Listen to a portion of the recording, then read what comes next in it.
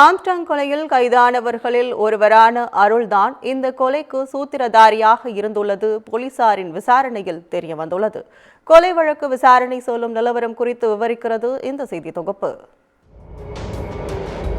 பகுஜன் சமாஜ் கட்சியின் தமிழக தலைவராக இருந்த ஆம்ஸ்ட்ராங் ஜூலை 5ஆம் தேதி சென்னை பெரம்பூர் பகுதியில் உள்ள வேணுகோபால சுவாமி கோயில் தெருவில் அவருக்கு சொந்தமான வீட்டின் கட்டுமான பணிகளை பார்வையிடச் சென்றபோது மர்ம கும்பலால் வெட்டி படுகொலை செய்யப்பட்டார். இந்த சம்பவம் தொடர்பாக செம்பியம் போலீசார் வழக்கு பதிவு செய்து விசாரணை மேற்கொண்ட நிலையில் அண்ணாநகர் துணை ஆணையர் முன்னிலையில் காட்பாடி பகுதியைச் சேர்ந்த ரவுடி ஆற்காடு சுரேஷின் தம்பி பொன்னை பாலு, ராமு, திருவேங்கடம், திருமலை, செல்வராஜ், மணிவண்ணன், சந்தோஷ், அருள் ஆகிய 8 பேர் சரணடைந்தனர். ரவுடி ஆற்காடு சுரேஷின் கொலைக்கு பழிக்கு பழியாக ஆம்ஸ்ட்ராங்கை கொலை செய்ததாகவும் ஒப்புதல் வாக்குமூலம் அளித்தனர். அவர்கள் கொடுத்த தகவலின் பேரில் கோகுல், விஜய், சிவசக்தி என மேலும் 3 கைது செய்யப்பட்டனர். கொலை வழக்கில் ஒட்டுமொத்தமாக கைது செய்யப்பட்ட 11 பேரையும் போலீஸ் காவலில் எடுத்து பரங்கிமலையில் உள்ள இணை ஆணையர் அலுவலகத்தில் வைத்து தனித்தனியாக கிடுக்கிப்பிடி விசாரணை நடைபெற்று வருகிறது. இந்த விசாரணையில் பல்வேறு தகவல்கள் கிடைத்துள்ளதாக கூறப்படுகிறது. ஆம்ஸ்ட்ராங் கொலை வழக்கு தொடர்பாக வெளியான சிசிடிவியில் தென் மாவட்ட கத்தியோடு ஓடி வந்தவர் கைதான ராமு என்ற வினோத் ஆவார். இவர் ஆற்காடு சுரேஷின் மாங்காடு கிளப்பில் ஊழியராக வேலை செய்துள்ளார்.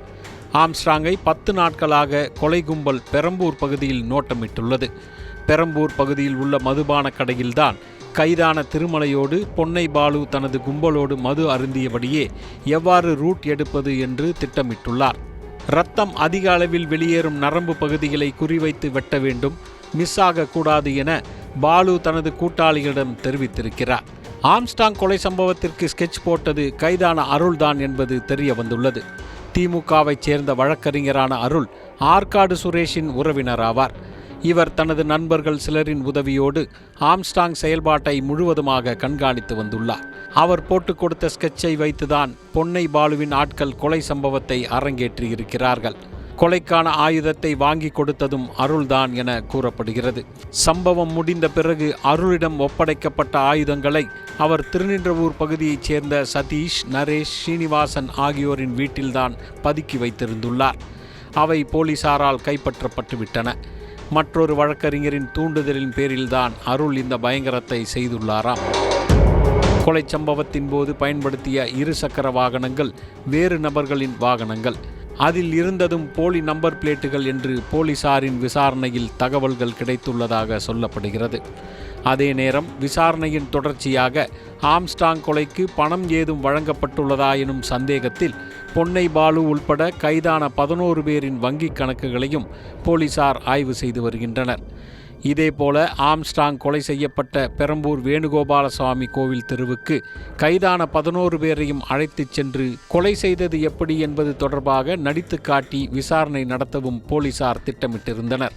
ஆனால் சம்பவம் நடந்த இடத்திற்கு அவர்களை அழைத்து வந்தால் ஏதேனும் பிரச்சனை எழ வாய்ப்பிருப்பதாக சந்தேகித்த போலீசார் 11 பேரையும் தனித்தனியாக வைத்து கொலை நடந்த இடத்திலிருந்து வீடியோ கால் மூலமாக அவர்கள் அந்த பகுதிக்கு வந்தது எப்படி, யாரெல்லாம் என்னென்ன செய்தார்கள், ஆயுதங்களோடு எங்கெல்லாம் பதுங்கியிருந்தார்கள் என விசாரணை நடத்த முடிவு செய்துள்ளனர். தற்போது கொலை நிகழ்ந்து ஆம்ஸ்ட்ராங் ரத்தம் சிந்திய இடத்தில் மலர்களை வைத்து அவரது ஆதரவாளர்கள் பூஜித்து வருகின்றனர்.